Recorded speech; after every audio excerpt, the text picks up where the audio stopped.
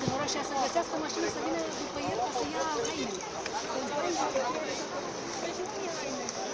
Pe care o să-mi schimbe hainele.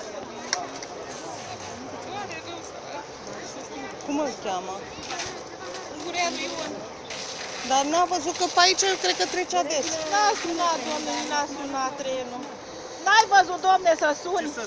Ce să sun, domne? Au mai fost niște copii acolo. Nu mai impaginați, doamne, la care ferată trenul are prioritate. Da, domne, dar aici trebuie sunat, că nu sună. Știm că nu sună nici când trece lumea. Cerem barieră aici, să pună barieră.